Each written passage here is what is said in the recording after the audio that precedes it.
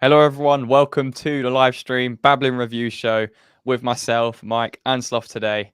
We're bringing the positivity back. 5-0, our biggest European win in a very long time. So it might even be in history. I don't know. We might have to date back to like 1920 to beat that. But massive win. 5-0. Played exactly how we wanted to play based on what we said in the preview. And we just executed it to perfection. I think it was an excellent performance.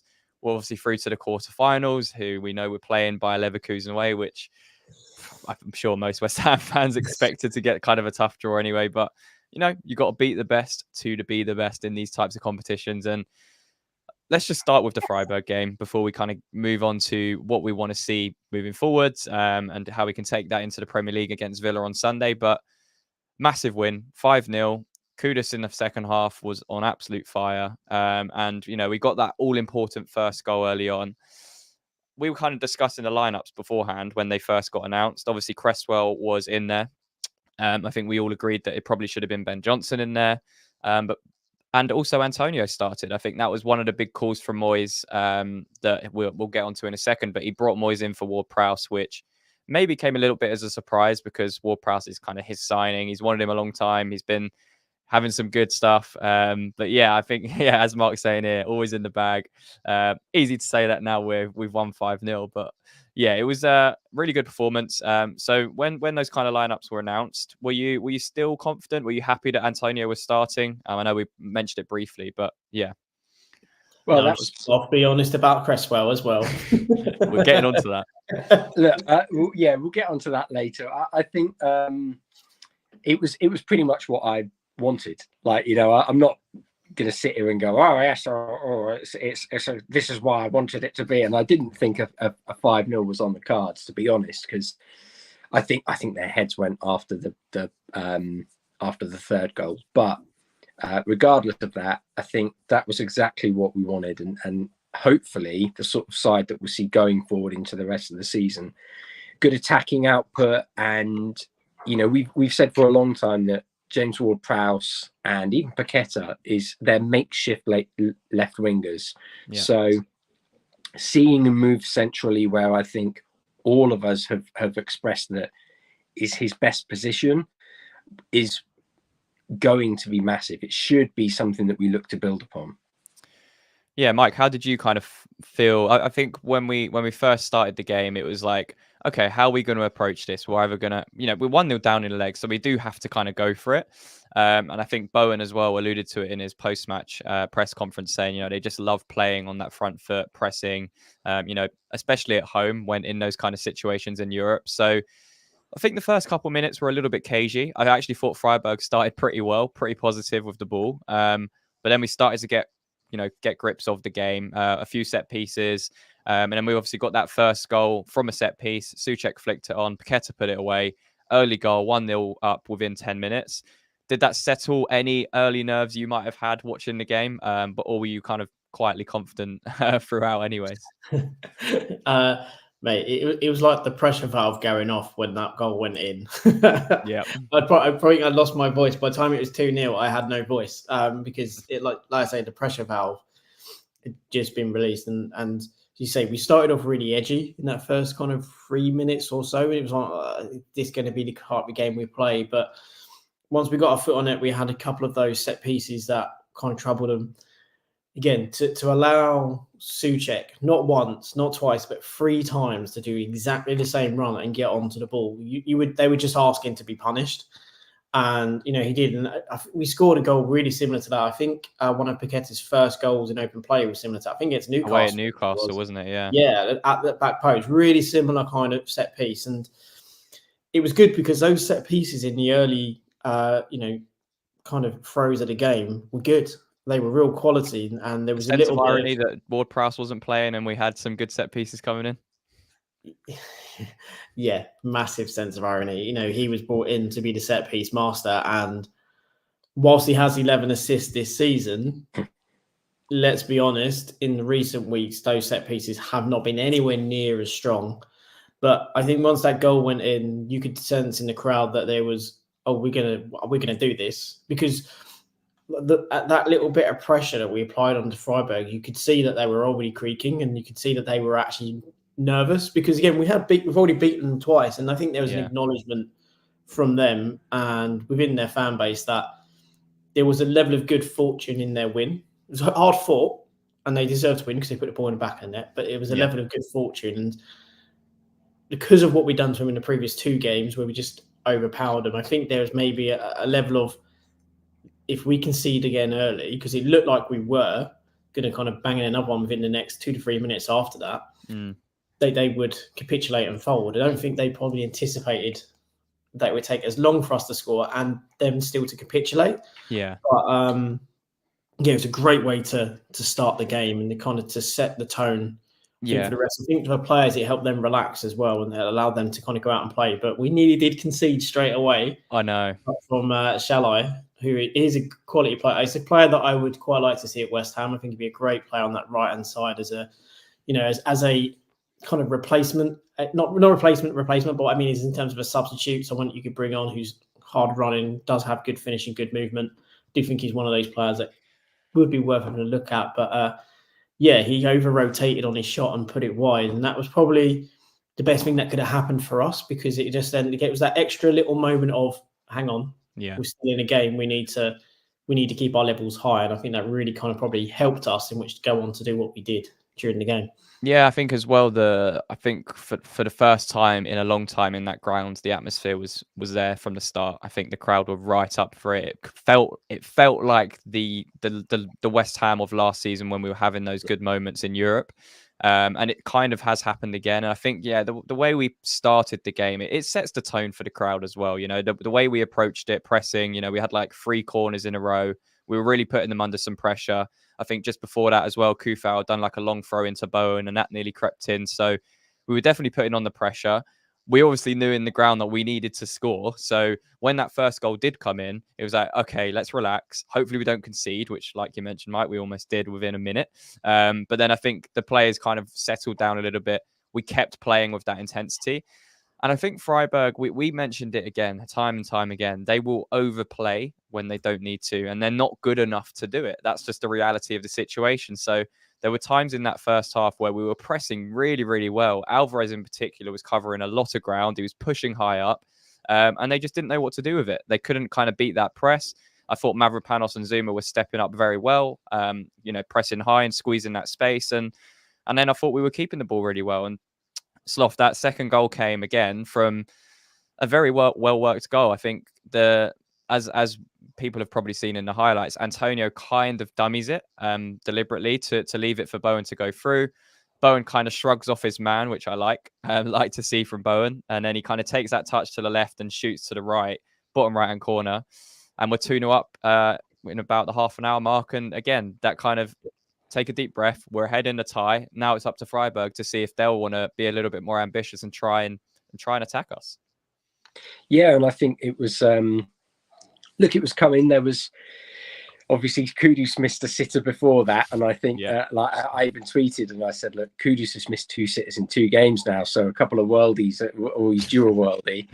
So I think that turned out quite well. I definitely bought some lottery numbers after that, but maybe you went on Twitter at halftime and saw your tweet.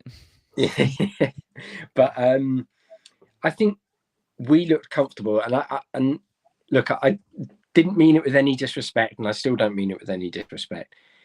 They are a decent side, but they're a side that we should be beating. And in my opinion, none of their players get into our starting 11. And so when you are in the driving seat in a tie, and you have, even when you have a goal deficit, if you're behind in the tie, you know that you're good enough to get that. And I think you mentioned Alvarez. I thought he was absolutely sensational last night. He was leading from the front at times and really helping us put them under pressure. And as you mentioned, they tend to overplay it.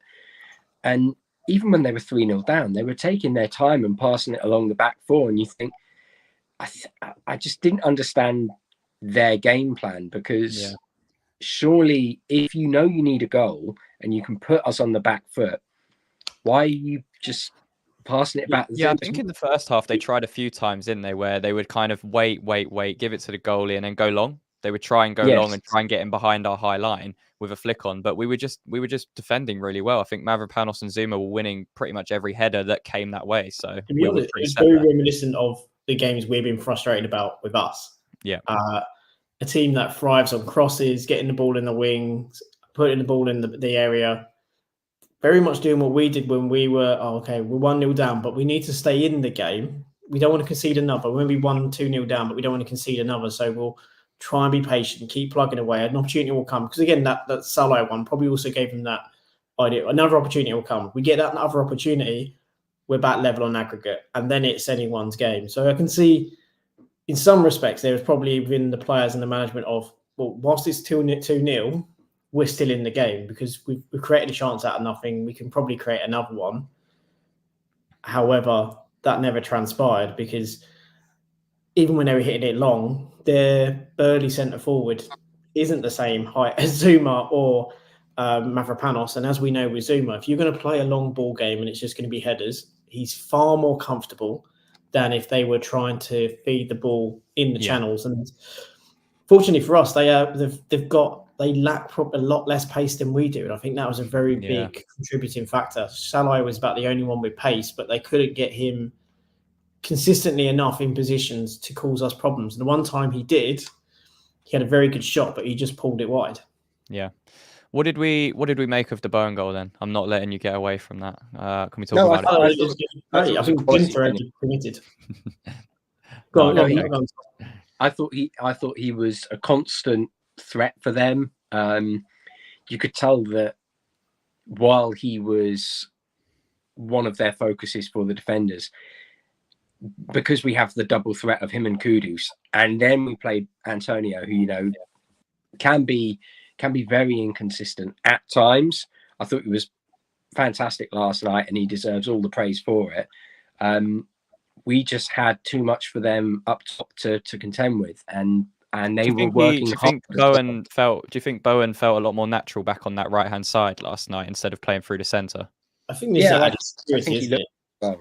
And we've said before, Bowen doing the outside to in runs is far more confident with that, and also he knows when to make those runs more readily than when he's playing centre forward. He can maybe be a bit kind of stop start. And I also think that playing centre forward for us sometimes is very frustrating because there are times in which to pass, yet we don't necessarily even have the vision in our midfield or the ability in which to make that pass. So we sometimes play, we're going to put it out to the wing and then try and work it back in. Yeah. And I think that's sometimes what you see with our strikers is that they make those more movements in behind. It doesn't necessarily come unless, their defence is quite high and then we'll try and hit it over the top. But, Antonio was absolutely phenomenal in that first half. Yeah. It wasn't the entire game, but in that first half particularly, he was brilliant. The way he would he took the ball under pressure, laid it off, very rarely lost the ball, didn't throw himself around, which we've seen probably more in the last 18 months than we would like. And that gave us the platform because he wasn't trying to buy cheap fouls or buying fouls. It was just like, I'm just going to take the ball, I'm going to lay it off, I'm going to get in good positions. He also created then the space for Bowen and Kudus. And obviously with Bowen's one, Ginter was more interested in trying to play Bowen than he was trying to play the ball. And Bowen just took the slightest little movement, which essentially threw him off balance, got in, and then the shot was a brilliant shot. The goalkeeper had no chance on any one of them. The goals were so pinpoint. Obviously, the first one was a great piece of play. He had no chance anyway because he was nowhere near it. But the other goals were so pinpoint. The goalkeeper didn't have a chance in the world to save any of them because of they were put in such a position where no goalkeeper is saving them, or if they do, it's because they're an exceptional goalkeeper and they've maybe gambled and gone early to try and save them. Yeah, I think Bowen as well, he's alluded to it before. He's now in a position where he's comfortable. He doesn't need to look at the goal. When he gets in that position, he knows exactly where to put the ball when he's finishing it. And I think that was the prime example of, when Bowen's in that position, I feel very, very confident that he's going to stick it in the back of the net, just watching. So I think he is a player that loves those positions. Like you mentioned, Mike, it's very different when he plays out on that right wing because he's not having to do the hold-up play of a centre forward. He's not having to make those kind of channel runs either side. he can just stay on that right-hand side. If Antonio then vacates that space and allows that space for him to run into, he can come in diagonally, and that's exactly what happened with the second goal. And yeah, just to touch on Antonio, I thought he was absolutely outstanding, especially in that first half. And I think in that Moyes system that we play, I think being the centre forward, you have to do so much work, not just defensively when we have the ball, but defensively, because a lot of the good work we had in the, I mean, as Mark's saying here, yeah, Antonio was in beast mode again. And, you know, when Antonio's on it, he's extremely difficult to play against as a centre back. And they, as Richard says here, they just didn't know what to do. And I think with Antonio, it's so frustrating that we haven't replaced that, or we haven't found another player to come in that's a little bit younger, a little bit more clinical in front of goal. Because Antonio yesterday, it wasn't just the fact that he was, running around and pressing. It was the fact that when he got the ball, he had so much quality on the ball. He didn't lose the ball. He was finding the right passes. He was going past players like the old Antonio and just causing mayhem. And I think that will kind of set the tone for the first half for the rest of the team as well. Yeah, you roll back the years 2020. So the 2020, 2021 season. Yeah. But that the first year in Europa, that he rolled back the years to that. So did Moyes. We went back to what we were good at, which was being direct. And that's not necessarily meaning, we play long ball football, because that's complete misconception about what being direct is. Basically, we went from front to back quickly. We were looking to make incisive and smart passes, looking to break lines, and then also at times looking to hit it long. There was dynamism in our play. We were looking to mix it up consistently. And by doing that, because of the players that we have in that front three, as well as Paqueta, it's very difficult for a team to understand, when do I press? When do I go? Because this player is no longer in that position where he was. He's vacated. Someone else is pushed up. And even Alvarez at times, we're getting the ball and driving into space because of the confusion that front four was kind of causing. And also, Soufal getting high was also pinning them on that side as well. So when we play that more direct style, we're a far better team. And obviously we pressed up and pushed higher. And we look so much, you can see the players looks more confident. As Bowen alluded to it, as you said earlier, that he likes to play that more aggressive style. Yeah. And it's something with the players that we have, arguably that's something we're asking to see as fans. We understand sometimes we need to be a bit more pragmatic and you can't maybe be as aggressive. However, not allowing players time, all of the time to collect the ball and then kind of pass it. And also when you have the ball, looking to push it on, and Kudus and Bowen being 10 yards higher up than they have been, means that when you transition, you're already closer to Antonio. Antonio holds it up for a lot less, 1 or 2 seconds, and then he can lay it off, which helps us to attack because we can connect so much quicker and then push the opponents back. And I think that's something that we really saw in this game and in the second half against Burnley. We've got to utilize that and do that a lot more. Well, it's amazing what happens when you have 3 attackers who are strong, quick, hardworking, and very good on the ball. Inconsistencies with one of them aside, most of the time he's very, very good on the ball and he holds it up well.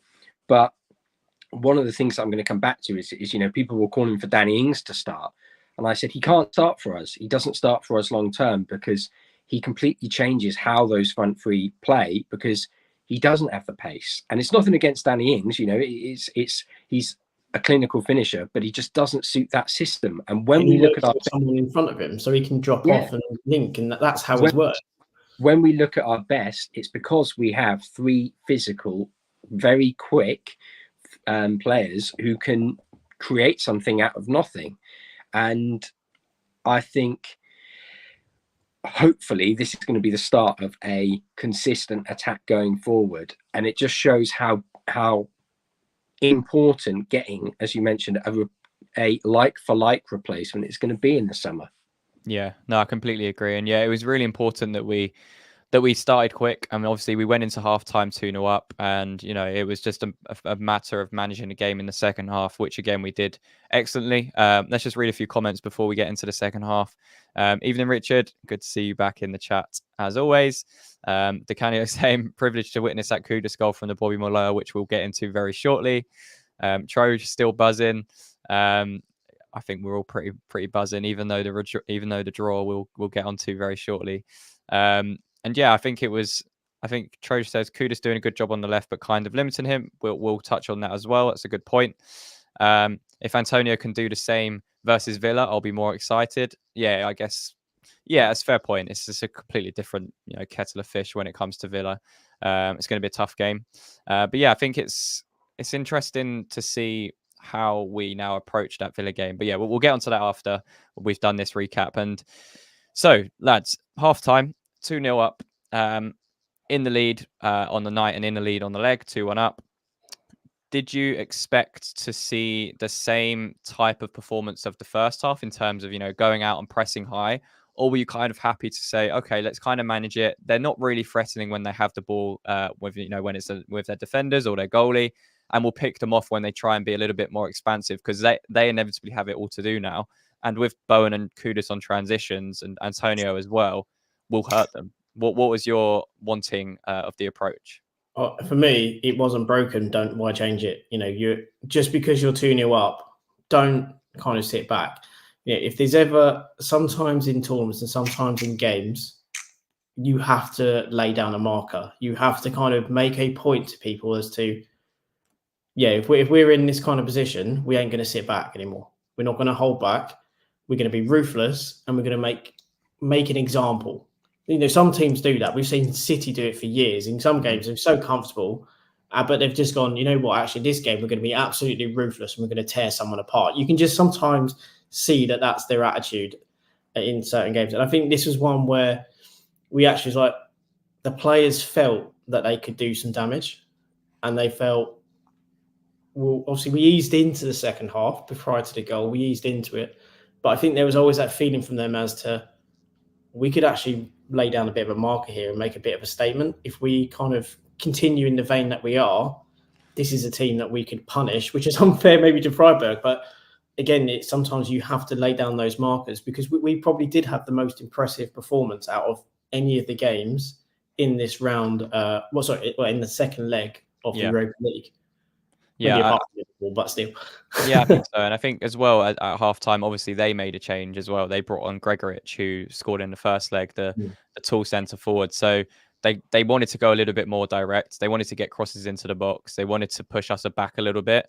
But yeah, I agree with you, Mike. I think we just completely outperformed them in the first half, that it would have been silly to just sit back. And I think we did slightly sit back a little bit more, but I think the intent was still there, which was important. And we did get that all important third goal from being positive and going forwards and driving at them. And obviously it fell to Cresswell on the edge of the box, who I thought took way too long to start with. I thought he should have maybe hit it a little bit earlier. But when it went in the back of the net, it was a feeling of relief, and also just an excellent finish from your favourite, Aaron Cresswell. Sloth. I don't know about you boys, but I had to double take that it was actually Cresswell. When they went Cresswell and I saw him running off, I was like, no, behave. I just thought he must have crossed it in. Someone's got a toe on it.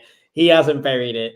And then looked and saw him score. I was like, oh, fair play. Then that's actually, it was a quality finish, to be fair, but I agree. You should have. I mean, Cyclops as well said he's not been a fan of Cresswell. Yeah, no. Him to get the goal because it's Sloth's time.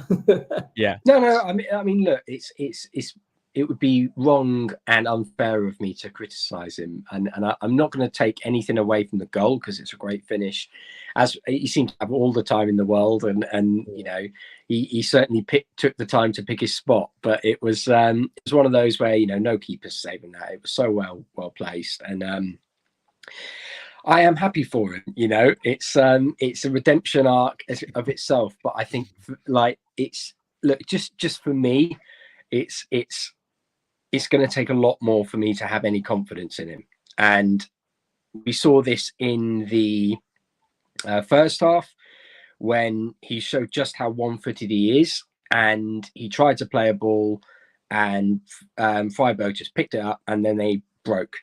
And it's like he is incredibly frustrating because he does some good things and he does have a lot of quality, especially on that left foot. But with the right foot, he just doesn't seem to want to do anything. And that invites pressure on you at that level. When you say we were playing Leverkusen, if he's up against the RB on that right-hand side, he's on toast. He's on toast every single time. And look, I'm being mean there. I'm going to get back to being nice because other than a couple of errors where he dilly-dallied on the ball and he, played a loose pass, I think he was very solid and, very happy for him to get his goal. Hopefully that is a step in the right direction and he can complete his redemption arc from the 2020 season and we can, hopefully go a step further. Yeah, I just managed to find Sloth's live reaction when Cresswell scored, so I just put it up on the screen for everyone to see there. But yeah, I think as we mentioned, Cresswell, we've had we all agree on Cresswell. I think the goal was excellently taken, but it doesn't take away from the other stuff. But for last night, we'll leave it as it is. And 3-0. Happy days at that point. Two goal cushion. You would hope that we would manage the game in that situation. And I think like you mentioned, at 3-0 Sloth, Freiburg kind of just not gave up, but it just took it out of them. And I think the atmosphere of the crowd. Cresswell goal went in, it was a gut punch. Like you could just see they were just done. It's like we can't. I think they just look at them, they look like a team. It's like I don't know how to break these guys down. I don't know how to get through this defense. I don't understand how we're going to break them down. And they are now picking us off. Yeah. They probably felt like they played okay as a team. Yeah. However, we just had too much. Well, we saw, I think after we almost scored a fourth pretty much straight after. We were really attacking, and just opening them up at ease. And I think we then saw Paqueta go off, and I think there was two negatives for me from last night. It was the substitution of Paqueta and how Paqueta reacted, and also the Alvarez yellow card, which we'll touch on after. But obviously, Ward-Prowse came on in the 62nd minute for Paqueta, who was clearly injured. He was carrying an injury from the first half. He then continued at the second half. Moyes said at halftime that I want to take you off. Paqueta said, no, I want to stay on because that's the type of player he is. But at 3-0, Moyes thought, no, come on, let's manage this. Let's take him off. And his reaction on the bench was, to be honest, for me, not really acceptable. I don't really want to see that type of reaction because, especially in the circumstance, I understand the point you're going to make, but you don't need to do that. It's very petulant. I agree.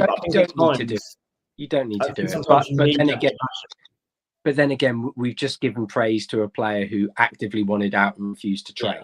So I think it's very difficult to say in the heat of a game when a player's performing well, because he was having a good game, and even though he was injured, it's probably one where you think I could get something here, I could get a goal, or I can make a difference, and I feel like I'm making a difference. So it is frustrating when you go off. I understand it would be considered poor form, but I just kind of think that in the grand scheme of things, Moyes is going to sit him down and say, look, come on, you've got to be, he wears his emotions on his sleeve, as Richard said, but he's going to say, you got to cut that out, because if you did that to Pep would, he would be shouting back at him and De Bruyne did it the other day at Anfield, didn't he? I think exactly. I think certain games, depending on where you are, in some ways as a manager, you want that. You want to see a player's got a little bit of fire and not happy about coming up when you're winning, to be like, hang on, no, I may have got a goal and we may be winning and I may be carrying time, but I want to play. I think some ways you want to see that. And like we obviously made the point about Pep, but then it's that moment after he's like, look, these are my reasons.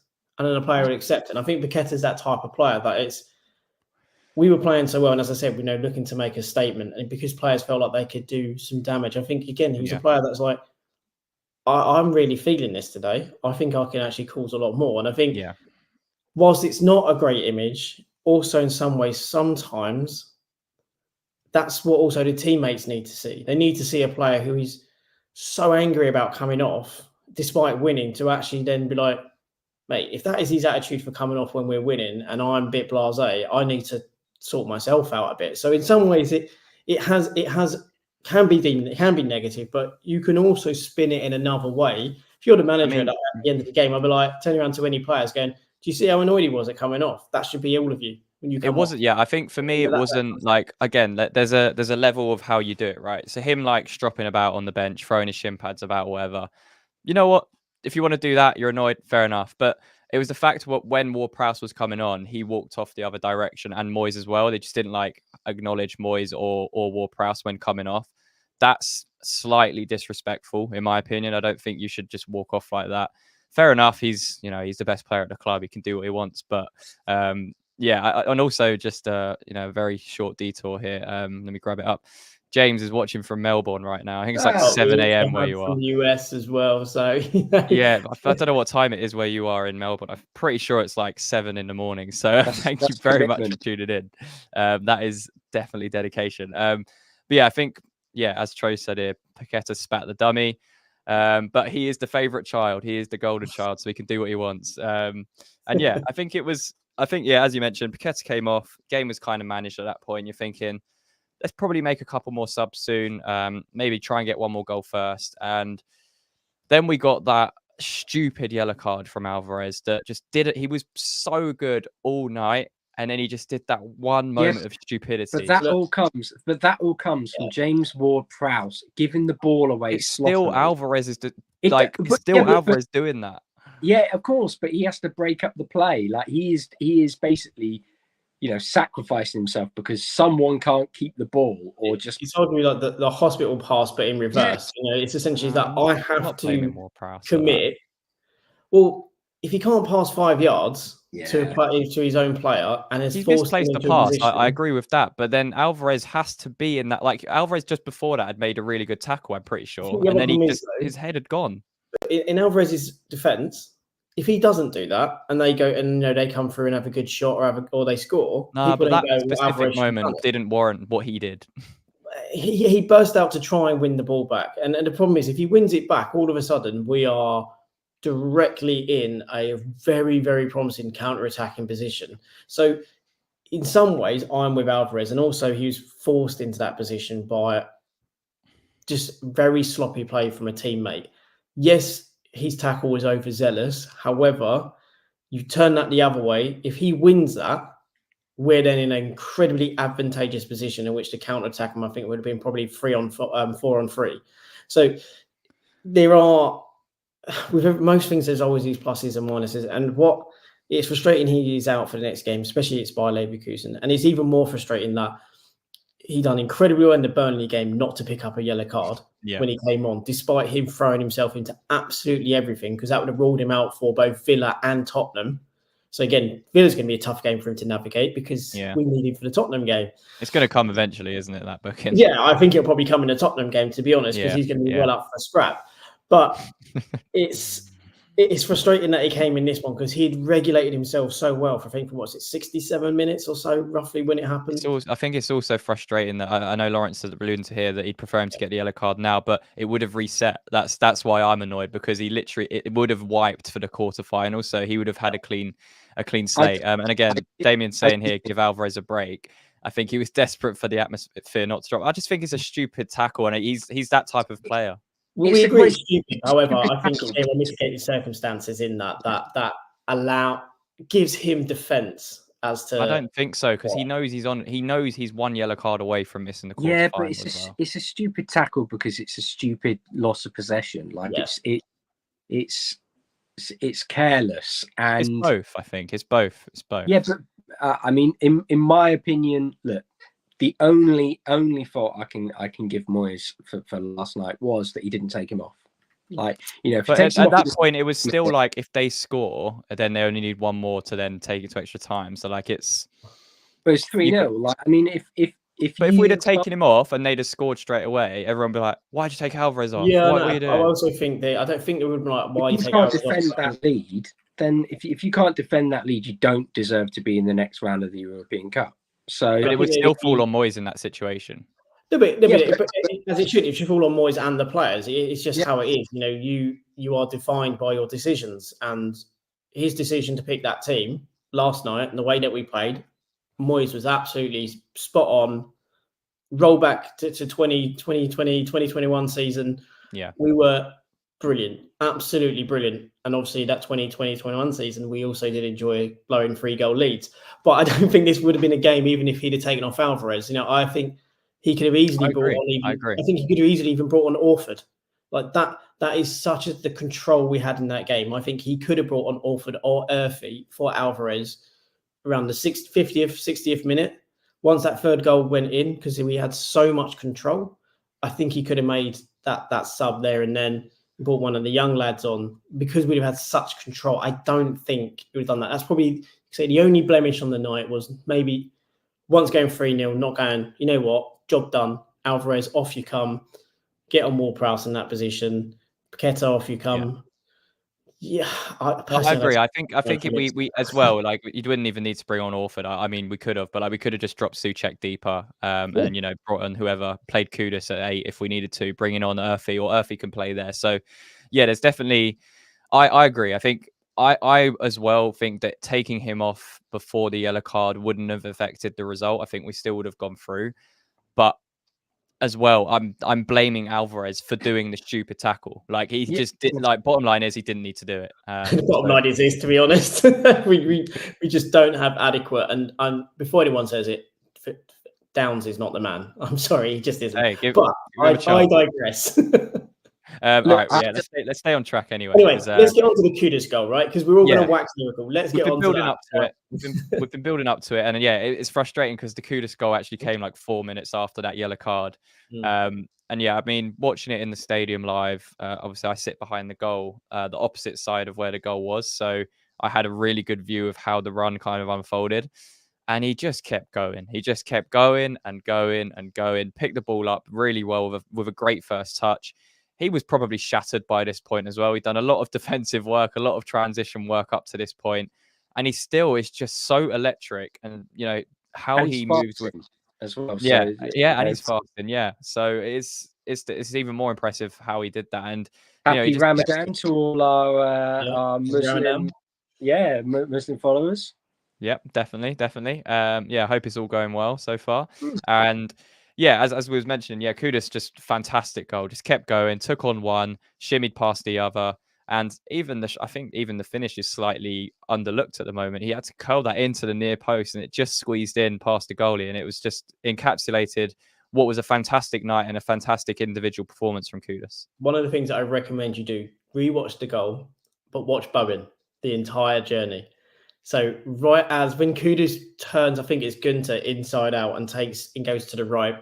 The moment he goes past Gunter, Bowen has his arms up already celebrating, much like what Danny Ings did when Fornals went through against AZ Alkmaar. It just was like just exactly the same. His arms were up, was already celebrating, and then Kudus obviously buries it. But to run at that speed, I know I've seen some people try and when you look on Twitter and you look at some of the comments, it's hilarious. You see someone go, "Oh, it's basically a straight line." It's like, yeah, really wasn't. You try to do that. Steve. Exactly. He's not in that. He's engaged a player and then he evades them. It's the really small kind of slight movement, but at that pace, with that level of kind of drive, it's almost impossible to stop unless you're willing to commit a foul. And that's the other thing. They clearly weren't willing to try and clip him. They were probably two of them probably could have clipped him. In the first kind of engagement and the second. By the time he got to Gunter had no chance, and he just sent him for a hot dog, and then just slid it in. Yeah, but it's probably the best goal since the Payet one. I think it's probably the best goal that's happened at that stage. And we've seen a couple of blinders. Andy Carroll's overhead kick against Palace. I'm trying to think of some good goals we've had. We've had a few.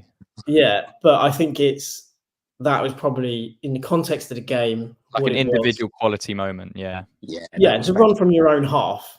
Payet was on the halfway line, just over the halfway line. Kudus was in his own half, but sorry, Kudus. Even there. I mean, I sit in 2-5, so I'm pretty much on the halfway line. And when my dad and I saw the full replay of the goal in the highlights, we said we didn't even realize how deep he picked it up from. Yeah, like nor did he.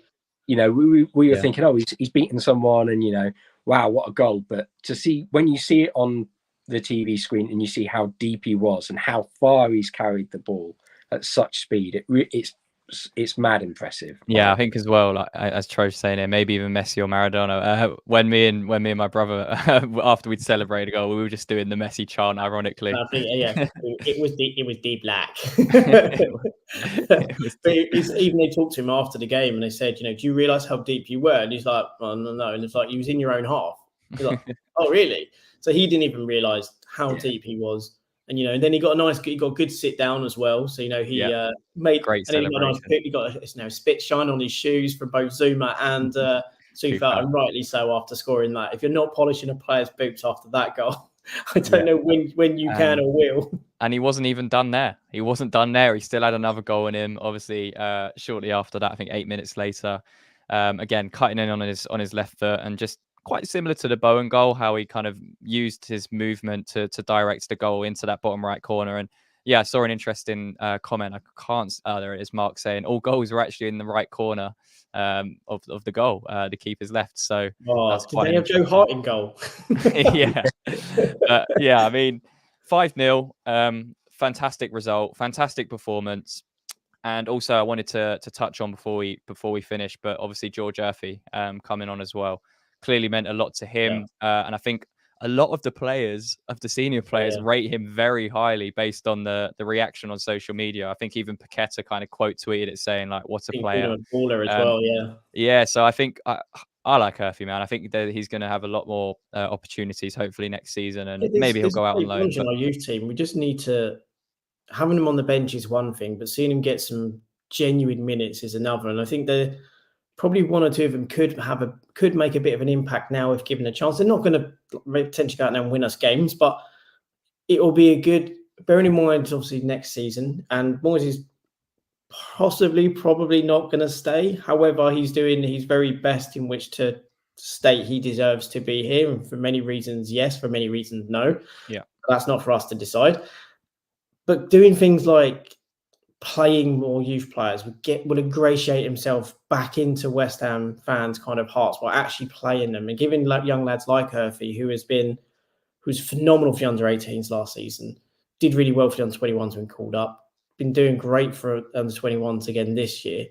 Things like that really ingratiate yourself in. Like every West Ham fan was made up for Urphy, and if you looked at Twitter, pretty much everyone was like, "Go on, Urphy, go get number 6."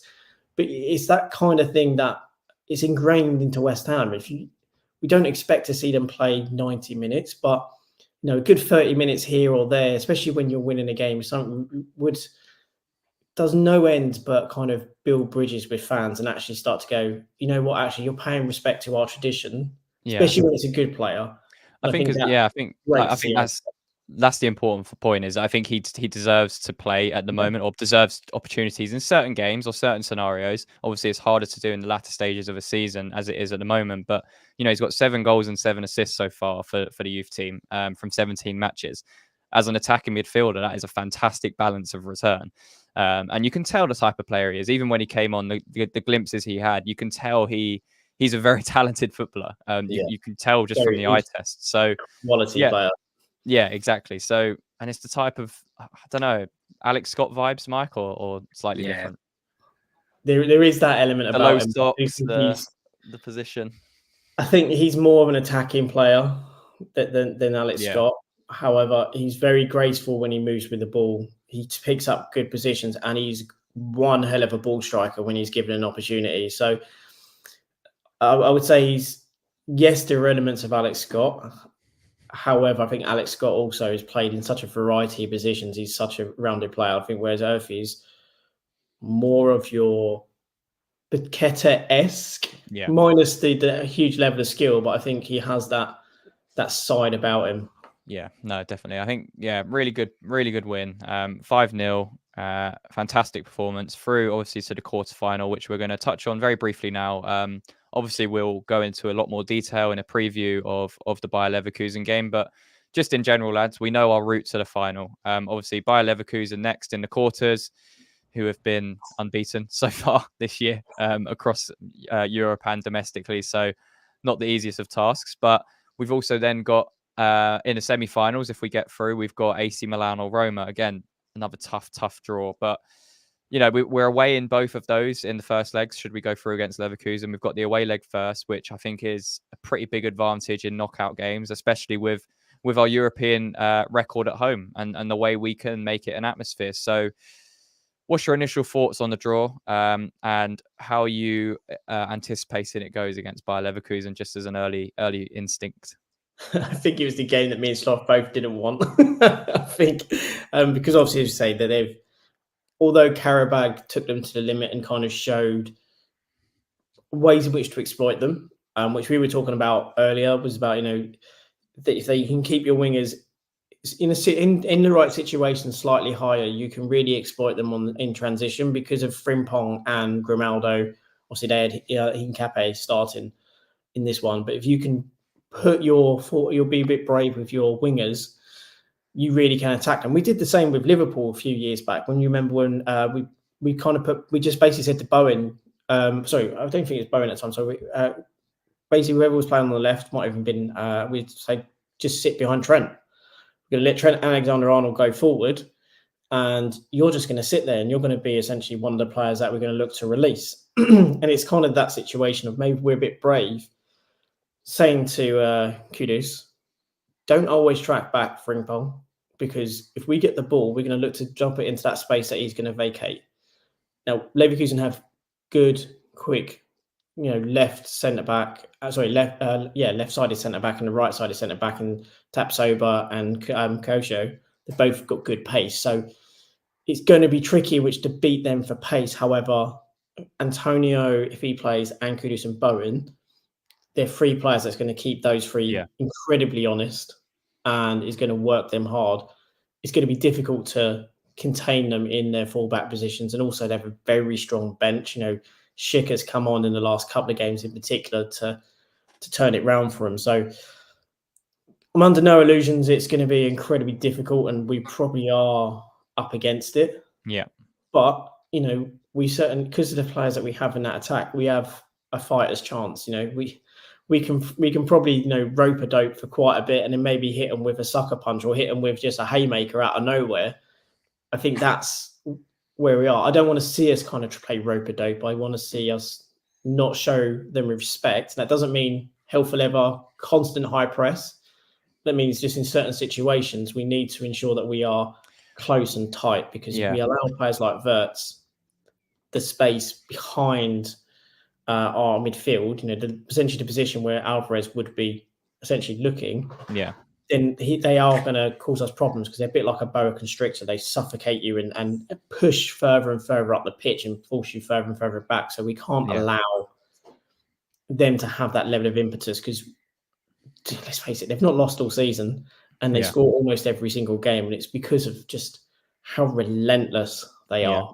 Yeah. And it's almost impossible to defend that for 90 minutes or even 180 minutes when we talk about the two legs. Yeah, it's going to be very difficult. I mean, obviously Alvarez is going to be missing for that first leg as well, which is very key for us, because we've seen the games without Alvarez in the team and we're very different. So yeah, I think, as you mentioned, I think we have the ability to get a goal in this away leg. I think that's going to be an important factor. If we can keep it either a draw or even losing by one goal, similar to the Freiburg situation, similar to the Seville situation, I'd still fancy us to have a go at home. I wouldn't completely rule it out at that point. Obviously, it's a very difficult game. Like you mentioned, they've been outstanding this season. And, the position they're in is merited based on, the way they play, how they're playing, the statistics they're racking up. So it's going to be an incredibly difficult game, but this is what we're in Europa League for. This is why we're, what winning the Conference League got us last year into this competition. And, we're back into the quarterfinals of Europa League. I think that's the positive message here. And the players, they're now familiar with Europe. We've got this, I don't know, we understand the task. And I think Moyes will set up in a way that's going to be tough to beat. And I think Leverkusen are going to find it tough to break us down, to be honest, especially in Europe. And I think we're going to have that transition. I think you look at players like Kudus, Bowen, Paqueta, Alvarez, if he was playing. I think if they were playing for Leverkusen, we'd be sitting there thinking, oh, like we're probably going to have a tough game here. They got some good players.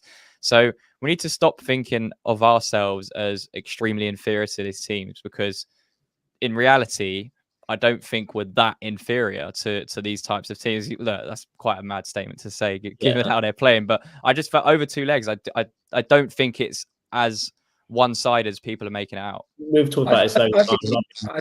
I think we've got a good chance. I think I will feel a lot more confident if Emerson is back fit and in that left back position against Diaby.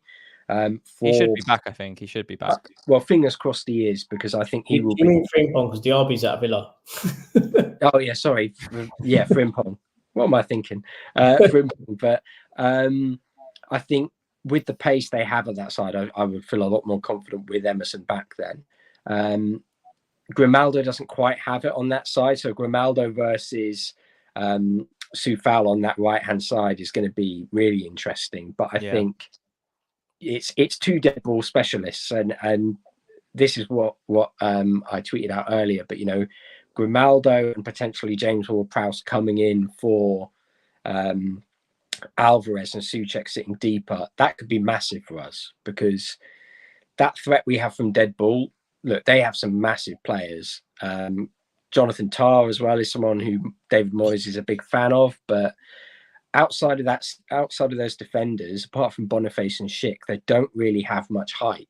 So I think if we want to hurt them, it's going to have to be from either a quick break with the likes of Kudus and Bowen, or it's going to be from some sort of set piece. And I do fancy us to at least go there and give a good account of ourselves. I don't think it's going to be like the Frankfurt game where we just kind of, started well and were killed off. But I think if we can do that, if we can stay in the tie and bring them back to the London Stadium, I think it's going to be a really good one.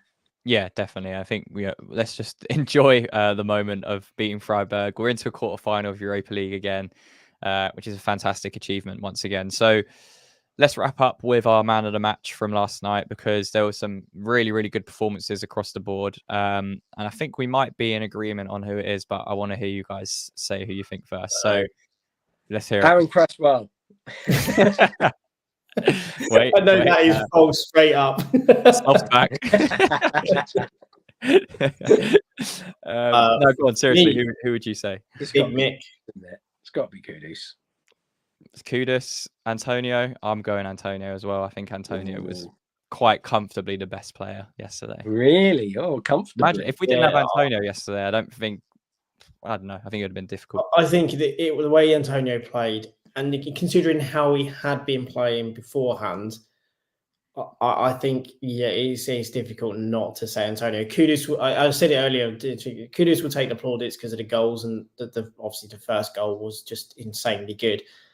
But I think a lot of what happened in the game was down to Antonio, especially in the first half. Rate. There was a couple of times when he really broke up their attacks, and he just came back and he threw himself into challenges. He had everyone up off their feet, and he was working really hard. I think, do you know what? I'm going to say Antonio, because I hope it's the start of him consistently performing like that. To be fair, there is a mix of opinion in the comments. So Mark's gone Kudus. Yeah. Richard's gone as well. He's gone Starboy Kudus. Troja's gone Antonio.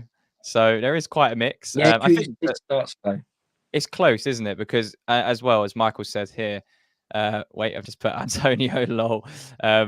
Michael, there we go. Kudus was so good defensively and gave us balance as well. I think that's something that is extremely underrated in Kudus's game, and it's that work rate. He is just relentless up and down. But overall, that point about balance, that team last night was probably the most balanced we've been all season.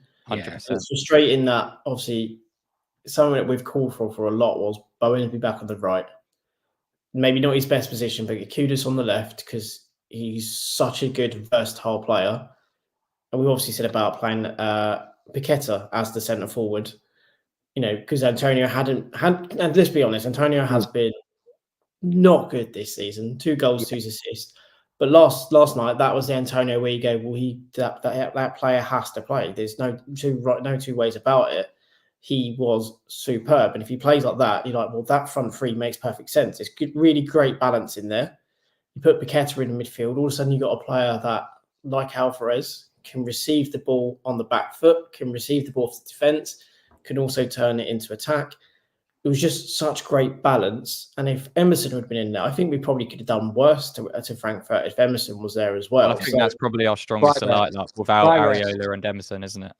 Yeah, it was just great. And the last thing I'll say about the game as well, though, fair play to the Frankfurt fans. 5-0 down. Freiburg, not Frankfurt. Sod Frankfurt. Yeah, don't mention that name on this channel. We can get in the bin. But Freiburg, like their fans, to come and see what they saw, which was a mauling. Yeah, I say the confetti malarkey was a bit. Come on. All in all, let's face it, if we were 5-0 down, we would have been bouncing and shouting as much as they were positively. So I think, we got to say fair play to them. It's very sour grapes from certain Freiburg fans on Twitter today. And all I can say is that they often make the best wine. So, it's a bit embarrassing from some of them, I think. But there you go. They also joined the list of away fans that sat down, which people were responding with. So they joined the select few at the London Stadium have sat down in the away end. But yeah, I think we'll take the win. Obviously, we'll take. That's probably. I don't know. Like it was a 1-0. We'll take the win. I mean, yeah, I probably didn't word that the best, but I think 5-0, fantastic performance. Like you mentioned, Mike, probably the most balanced we've looked, and that was without Emerson in the team as well, who again provides us a lot more balance on that left-hand side. So, yeah, it was a fantastic performance. We're through to the quarterfinals.